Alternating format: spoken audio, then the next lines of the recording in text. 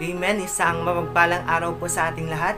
Welcome po sa ating online Bible study. So ako po'y nagagalak na ibahagi po sa ating lahat ang salita ng Panginoong Diyos, ang kanyang pag-ibig po sa atin. So bear with me guys, tayo po'y mag-aaral ng salita niya, and I hope na meron po tayong matutunan sa ating pag-aaralan at patuloy tayo na mag-alal sa ating pananampalataya, sa ating faith sa Kanya despite of sa mga nararanasan po natin sa ating panahon. So muli tayo po muna ay manalangin. Dakilang Diyos na makapangyarihan po sa lahat, pinupuri at sinasamba ko po namin sa oras na ito, Panginoon. Muli kami magbinilay, Panginoon Lord God, ng iyong mga salita at bigyan niyo po nawa ng power, Panginoon Lord God, to meet our needs, Panginoon, through your comfort, through your words, Father God. And nawa, Panginoon, patuloy mo kaming i-correct sa lahat po, Panginoon, ng aming kamalian, sa lahat po ng aming pagkakamali, Panginoon God. Lord, salamat po sa lahat ng di mabilang na pagpapala na patuloy mong binibigay po sa lahat po sa amin, Panginoon. Muli, ikaw po ang may taas, madakila at masamba sa pangalan ni Jesus. Amen. So muli, binabati po kayo ng magandang araw po sa atin. So sometimes sa ating buhay, sa ating pamumuhay dito sa daigdig, tayo pong mga tao is naka-focus na lamang sa mga nangyayari sa ating kapaligiran, sa mga circumstances na dumarating po sa ating buhay. Kagaya na lamang ng mga nangyayari sa ibang bansa kung saan merong hindi magandang pagkakaunawaan sa borders ng ibang bansa or sa ating nararanasan sa ating panahon, yung viruses, yung COVID-19, kung saan maraming naantala, maraming mga church service ang hindi nakakapag-service ng face-to-face. But then, God is so great, gracious God. God is an awesome God kasi gumagawa pa rin ang Panginoon Diyos to meet our needs, right? Na hindi siya nagkukulang sa lahat, and we need to be thankful sa lahat ng binibigay ng Panginoong Diyos sa atin. Bakit kailangan mo maging thankful? Kasi tayo ngayon sa oras na ito, humihinga pa tayo, buhay at kumpleto, at hindi tayo nagkakasakit at nakakasurvive tayo sa bawat araw ng dumarating po sa atin. So sabi nga ng iba na kailangan, sabi nga ng iba na hindi lamang sa kasaganahan natin purihin ang Panginoon Diyos, kundi sa lahat ng ating kasakitan na dumarating sa atin. At maging grateful pa rin tayo kasi hindi na tayo pinapabayaan. Sabi nga dito sa hinabasa na rito, in a world where sin and darkness are pervasive, the Word of God is the source and ultimate source of encouragement, and in it, we will find encouragement. So, alam niyo po ba na ang salita ng Panginoon Diyos, or the most useful book in the world is Bible?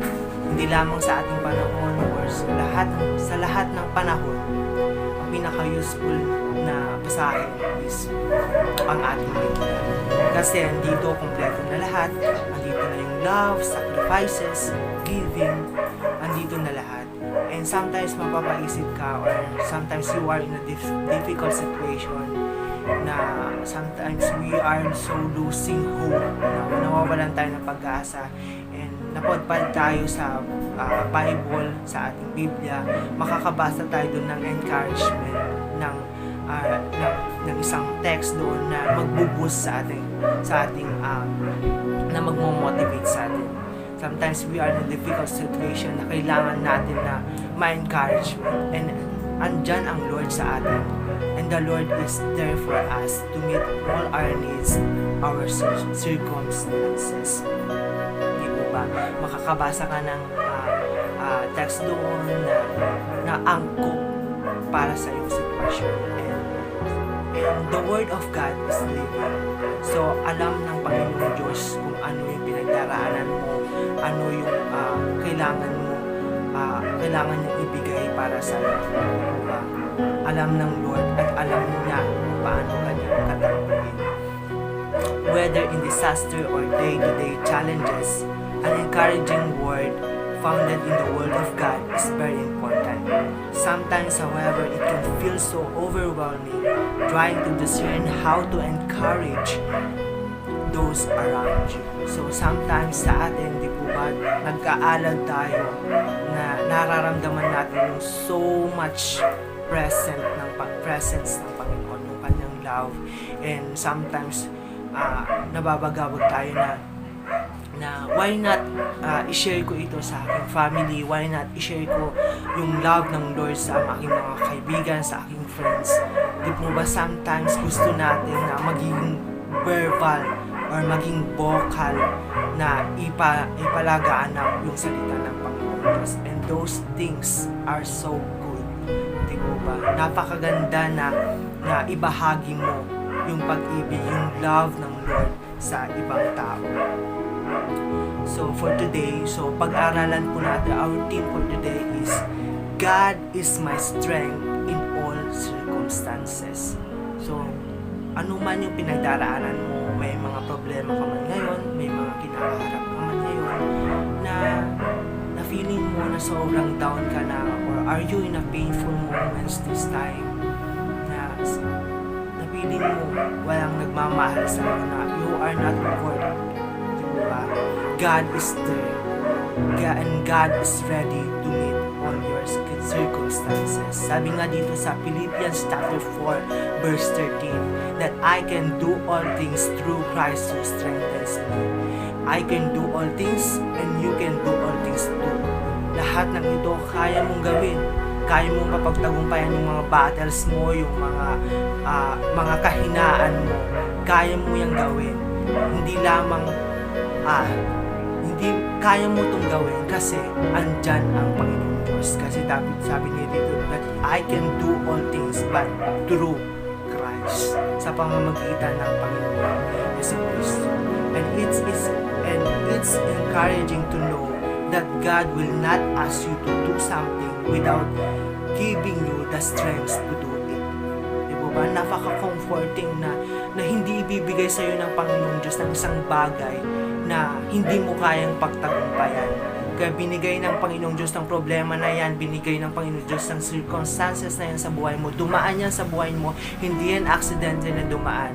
Kasi alam ng Panginoong Diyos na kaya mong pagtagumpayan ng battles na yan. And sa pamamagitan ng pagtatagumpay na yan is nagkakaroon ka ng kalakasan to persevere more, to do more things good and right to His eyes.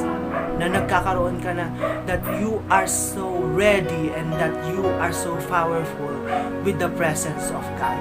Na kaya mong pagtagumpayan yan. Alam ng Panginoong Diyos, sometimes we are not seeing or hindi natin nakikita yung purpose ng Panginoong Diyos kung bakit niya inalaw yung mga pangyayaring yan sa buhay mo. Sometimes hindi natin naiisip yun, or sometimes hindi natin nai-imagine na may mga purpose pala yung mga painful or yung mga mabibigat na ating dinaranas, that because God knows na kaya natin mapagtagumpayan ito at kaya natin na ipanalo ito dahil kasama natin ang Panginoon Diyos. In Isaiah chapter 40 verse 29 says here, He gives strength to the weary and increase the power of the weak. So, andun nga na sabi nga ng Panginoong Diyos na lumapit kayo sino man ang nabibigatan ng lubha sa inyong mga pasanin at bibigyan ko kayo ng kapahingahan. Di ba? That's comforting. Kasi kapag wala ka ng lakas, sino ang kakapitan mo? Sino yung mapagsasabihan mo? Di ba? Sometimes kasi sa atin, we are not very vocal sa ating family, sa ating mga friends. Sometimes kinikim-kim natin yung mga ating mga problema, yung ating mga hinanakit, yung ating mga rants, dahil nahihiya tayo na lumapit sa kanila. But then it's comforting and it's so awesome na andyan ang Lord sa atin na handang makinig, na hindi niya tayo i-judge, hindi niya tayo huhusgahan, bagkus papakinggan niya tayo because God is so great and He is amazing and He is the best listener. Diba ba? pinapakinggan ka na yung panalangin mo, hindi ka na i-judge according to anong mang nagawa mo. Yes, you mess up. Yes, you are sometimes you are not doing right. Pero that does not mean na i-judge ka ng Lord. Di po ba? Kasi nga ang Lord is a forgiving God. That if we ask forgiveness to Him, and we truly ask forgiveness to Him, andun nga na papatawarin na tayo despite ng ating mga nagawa, di po ba? Despite ng ating mga kasalanan sa Kanya. And those weakness na traits natin, God uses those things. Di po ba? Alam niyo po ba na si Lord is gustong-gusto niyang gumamit ng mga mahihina or those who are feel weak. Kasi doon napapatunayan yung kapangyarihan ng Lord na to do great things, na to make man full of strength. Diba? Doon makikita yung kakayahan ng Panginoong Diyos. Kasi imagine if a wicked man or if a weak man na makikita mo na nag-glow siya or nag-strive siya, di ba? Na parang siya, na nag-i-improve siya. Di ba? Nasisiyahan ka na makakita ron. Na if example, you are a teacher and you are teaching a kid na sa tingin mo sobrang hina niya sa pagbabasa, but then one time na nakita mo siya, nag-recite siya or nagbasa siya na so fluent and so clear, di ba, ikaw na guro is matutuwa ka kasi nakita mo na nag-advance siya, diba? Na gumagaling na siya. So doon katulad din ito sa Lord, na God uses weak man, diba? Katulad nila Moises, diba? Moses is not a good speaker, but then God says to him that the Lord will give him strength na magsalita, diba? Sabi ng Lord, sino ba yung lumalang sa sino bang lumalang sa iyo? Sino ba yung lumikha sa iyong dila? Diba? Si Lord. So kailangan natin na ipagkatiwala yung mga weaknesses natin sa Panginoon Diyos. There are difficulties in life that overwhelm the strongest of people, fears that at the stoutest of human hearts, and young men who grow faint and weary. They said they stumble and fall because they rely on their own inner strength and human resources, which are not sufficient shield in the storms of life. Sometimes kasi we are in our situation, in our circumstances na dumarating sa atin, sometimes we are only relying on our own strength, in our strength, na hindi na natin nakikita ang Lord sa ating buhay, hindi na natin pinagkakatiwala sa Panginoong Diyos. Sometimes hindi mo mapalaya yung sarili mo sa mga kapaitan, sa mga kasakitan, because you rely on your things, you rely on your own strength. Di po ba? Hindi mo siya mapalaya, hindi mo siya maalis, kasi nag-rely ka lang sa iyong sarili. Di po ba? Sometimes you need to be vocal. You need to give it to God. Di po ba? Paano mo mapapalaya ang sarili mo kung hindi mo ito pinagkakatiwala sa Panginoon? Di po ba? Sometimes we are being wasted. Di po ba? Sometimes we feel weak kasi hindi tayo nag-aas ng strength sa Panginoon Diyos. Kasi sabi nga ng Panginoon sa kanyang salita na sino man ang lumapit sa kanya is bibigyan niya ng kapahingaan, bibigyan niya ng kalakasan, and He will sustain their strength. Sabi ng Panginoon. Not that I'm speaking of being in need, or I have learned in whatever situation I am to be content. I know how to be brought low, and I know how to be abound in any and every circumstances. Diba ba? we are tempted in an hour of extreme difficulty to judge God by what are experiencing. The reality of God's eternal presence compels us to examine again the dark hour we experience from the standpoint. In his impressive dialogue with God, the Hebrew prophet Habakkuk asks hard questions that troubles the mind of men. What Habakkuk was questioning was much like what we see and experience in our day. Why do we have to witness the violence, iniquity, wickedness, destructions, and perverted justice? Di po ba? At sometimes katulad tayo ni Prophet Habakkuk. Kasi nag-iisip tayo ng bagay na Lord, why these things happening to me? Bakit nangyayari sa akin to? Lord, pwede po bang sa iba na lang mangyari ito? Lord, bakit ako naghihirap? Lord, bakit nangyayari ang mga kaguluhan? Bakit mo hinayaan, Lord, na magkaroon ng viruses or yung pandemic? Ang daming nasisira, ang daming mga namamatay. Lord, why you allow deaths? Sometimes we are questioning God na bakit nangyayari ito? Bakit nangyayari ito? But Lord, why you're not meeting all the things in my circumstances right now?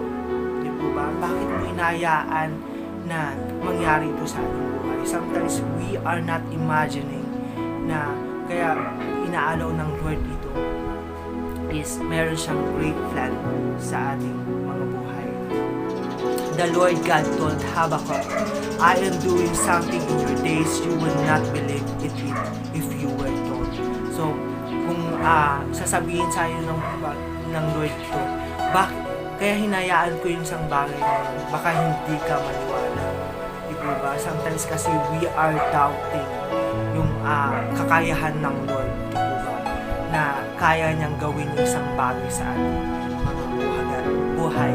Kaya niyang gawin yung isang imposible at gawin ito posible.